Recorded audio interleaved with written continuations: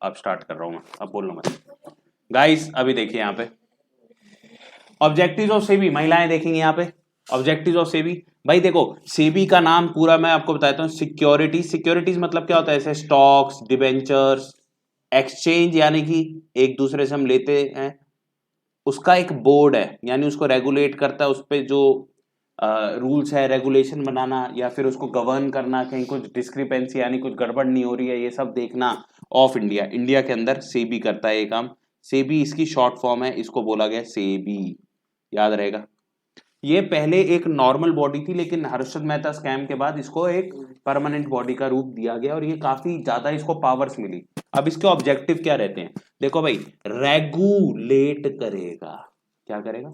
Regulate करेगा। किसको regulate करेगा? स्टॉक एक्सचेंज को, सिक्योरिटीज मार्केट को, ताकि वो सही से काम करें, हर्षद मेहता जैसे स्कैम्स ना हो। मैं इसमें एक एग्जांपल देता हूं फटाफट से। एक आदमी ने क्या करा, एक कंपनी खोली, कंपनी के शेयर्स लॉन्च कर दिए, कंपनी के थ्रू 200 करोड़ रुपए ले लिए और वो खर्चे दिखा दिए। खर्चे भी किसको दिखा दिए? अपनी एक दूसरी प्राइवेट कंपनी को। इस यानी ये 200 करोड़ रुपए कहां ट्रांसफर कर दिए? एक प्राइवेट कंपनी में ट्रांसफर कर दिए, खर्चे दिखा दिखा के। ये कंपनी खराब हो गई, बैंकरप्ट हो गई, जीरो हो गई, शेयर होल्डर्स का पैसा डूब गया और उस बंदे के पास वैलिड वाइट के 200 करोड़ रुपए हो गए। तो नुकसान किसका हुआ? रिटेल इन्वेस्टर का। इसमें नुकसान किसका हुआ? रिटेल इन्वेस्टर का। तो ये थी गलत एक्टिविटी की नहीं थी? अनफेयर ट्रेड प्रैक्टिस थी कि नहीं थी? कुछ ना कुछ गड़बड़ था कि नहीं था? ठीक है जी। तो ऐसी चीजों को पकड़ने के लिए सेबी बनाया गया। एसीसी सीमेंट का जो शेयर प्राइस था 125 रुपए था, जो कि हर्षद मेहता के टाइम पे 12,500 पे चला गया। जैसे ही हर्षद मेहता गया, ये शेयर का प्राइस दोबारा यहाँ पे। अब किसी आदमी ने 12,50,000 लगाए हों उस टाइम पे अगर इस स्टॉक के अंदर, तो उसकी वैल्यू कितनी बची है भाई? या 12,500 रुपये बची है। 12,500 रुपये मिल रहे हैं बेचारे को 12,50,000 लगा के। क्यों? क्योंकि एक्चुअल वैल्यू यही थी। अल्टीमेटली तो एक्चुअल वैल्यू पे आएगा ना शेयर। इसको बोला गया प्राइस रीजिंग। कई बार ये एक स्टॉक होता है 10 रुपए से उठा के सीधा 100 रुपए पे ले जाते हैं, पैसा डाल डाल के हाइप क्रिएट करके, क्योंकि डिमांड एंड सप्लाई है। और फिर जब रिटेल इन्वेस्टर इसको खरीदता है, एकदम डंप कर देते हैं, 10 रुपए पे आता है स्टॉक, और उसके बाद 10 साल बाद जाके वो 100 रुपए पे आएगा।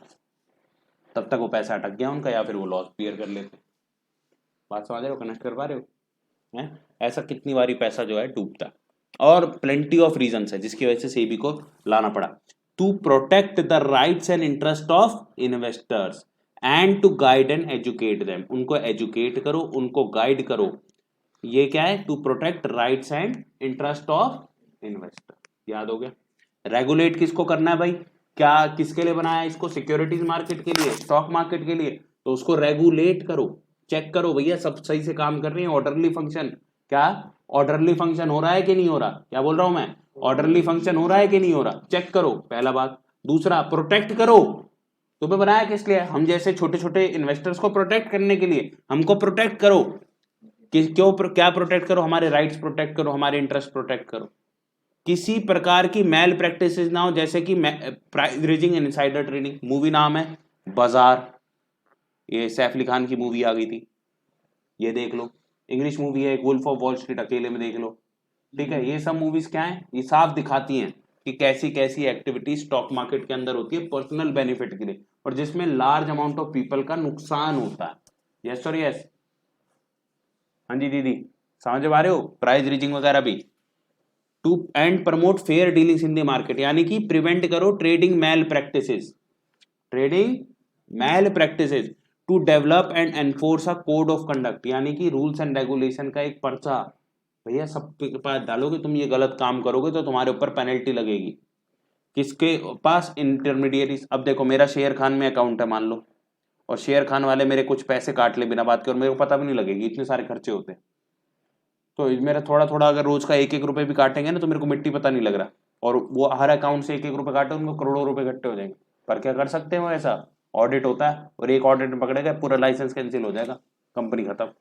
कोई करेगा ऐसा काम? नहीं करेगा, क्योंकि सेबी सख्त है, कोड ऑफ कंडक्ट है। बात समझ गए? बात याद रहेगी अब? हैं? इसके बाद अगला पॉइंट,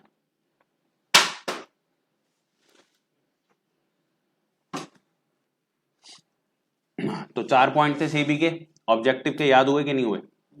अब फंक्शंस पे आते हैं, अगला टॉपिक है और मोस्ट इंपॉर्टेंट टॉपिक है इस चैप्टर का।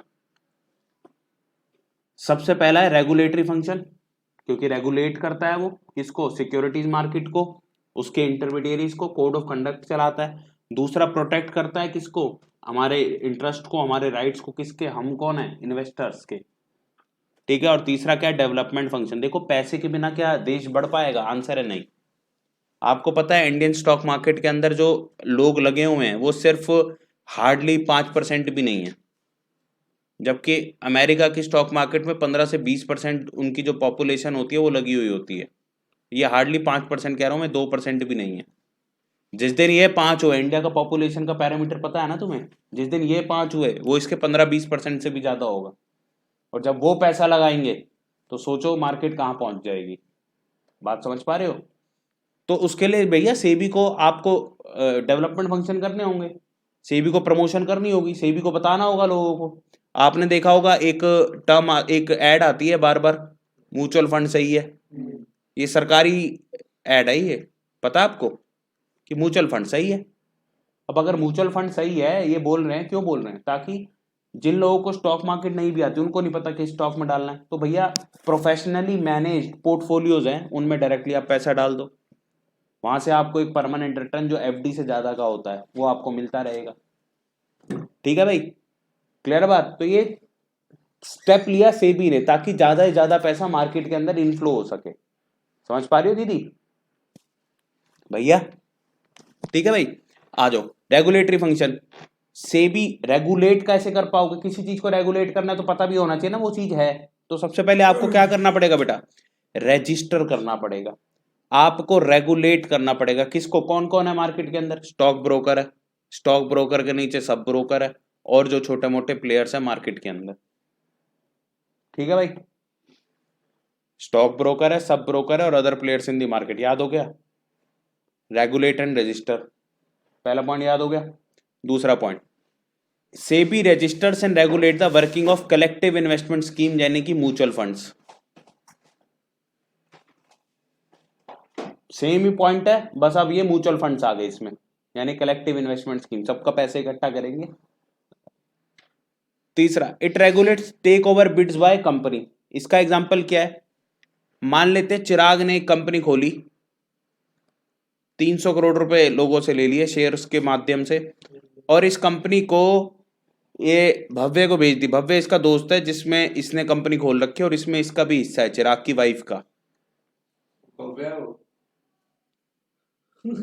भव्य की, वह भव्य की कंपनी में चिराग की वाइफ का हिस्सा है। एग्जाम्पल भी नहीं समझ में आते ना तुम्हें? ठीक है जी। अब चिराग ने क्या करा, इस कंपनी को भव्य को सिर्फ और सिर्फ 30 करोड़ रुपए में बेच दिया, नुकसान दिखा दिखा के। कितने में बेच दिया? अब अगर एक बात देखो, इस कंपनी में अगर 70% हिस्सा या 80% हिस्सा इसकी वाइफ का है, चिराग की वाइफ का है, तो अल्टीमेटली वो चिराग का ही हिस्सा है ना।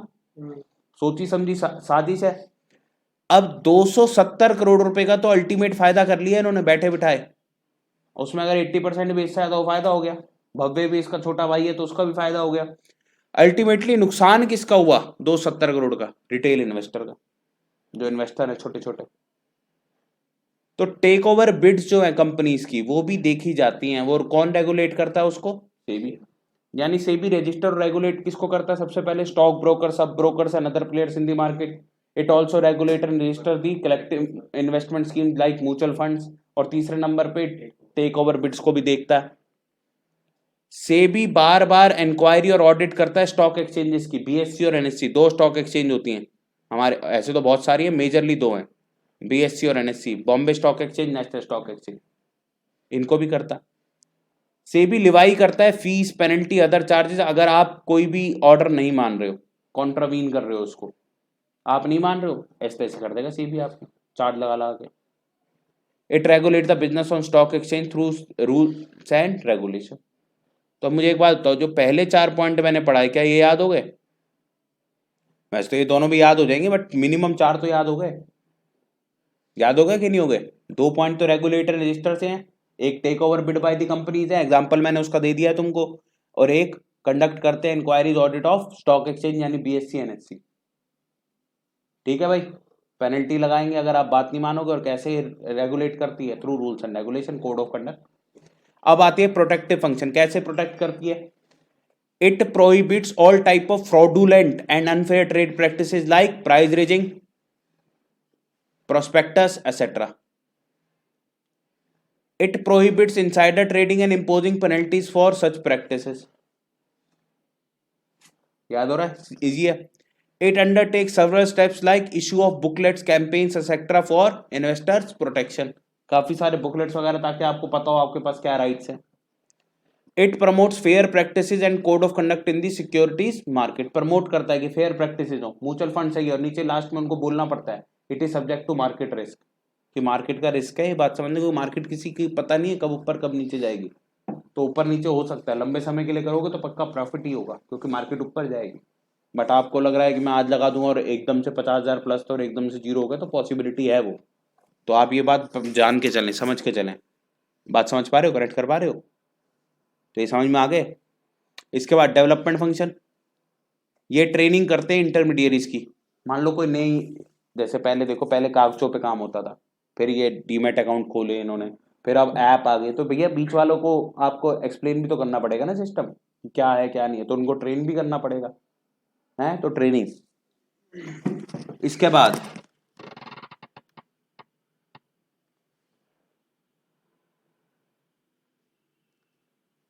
SEBI conduct research and publish useful information. देखो सेबी की जो साइट है ना, वहां पे आपको जबरदस्त इन्फॉर्मेशन मिल जाती है, जैसे म्यूचुअल फंड्स की क्रेडिट रेटिंग मिल जाएगी, कौन सा बेस्ट चल रहा है, कितना रिटर्न सबसे ज्यादा दे रहा है, कौन जो है ना सबसे अच्छे मैनेजमेंट है। अच्छा, सेबी जो है ना, मान लो कोई कंपनी का फ्रॉड वगैरह का कोई केस है तो फटाफट सेबी की वेबसाइट पे मिल जाता है। इवन स्टॉक एक्सचेंजेस भी पूरी, मान लो कोई भी इंपॉर्टेंट इन्फॉर्मेशन है किसी भी कंपनी की, उनको सेबी और बीएससी एनएससी को देनी होती है। मान लो मैंने यार कंपनी, मैंने एबीसी कंपनी में इन्वेस्ट कर रखा है, तो भाई उनको कोई भी चीज करनी है, वो मान लो कोई एक्विजिशन करने जा रहे हैं, बताएंगे पहले एक जर्नल इशू करते हैं, ऐसे स्कूल वाले नहीं होते हॉलीडे जर्नल, कल तुम्हारी छुट्टी है, साइन कराने आते हैं हर एक से, ऐसे इनको भी वो ऐसा जर्नल भेजना पड़ता है, भैया हम ऐसा करने जा रहे हैं, बता दो सबको, मार्केट में जो भी रिएक्शन करना है कर लो। समझ पा रहे हो? कनेक्ट कर पा रहे हो? तो ये करना पड़ता है।